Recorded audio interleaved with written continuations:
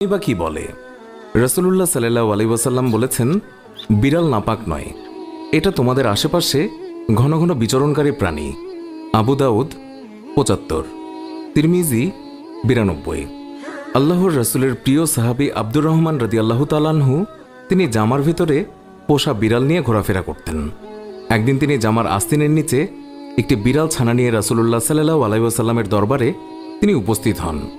সেই সময় বিড়ালটি হঠাৎ করেই সবার সামনে বেরিয়ে পড়ল। এই অবস্থা দেখে রাসূলুল্লাহ সাল্লাল্লাহু আলাইহি ওয়াসাল্লাম তাকে রসিকতা করে ইয়া আবু হুরায়রা, অর্থাৎ হে বিড়ালের পিতা, এই বলে সম্বোধন করলেন। এরপর থেকেই তিনি মূল নামের চেয়ে আবু হুরায়রা নামে বেশি খ্যাতি লাভ করলেন। আর সেই দিন থেকেই তিনি নিজেকে আবু হুরায়রা নামে পরিচয় দিতে তিনি বেশি পছন্দ করতেন।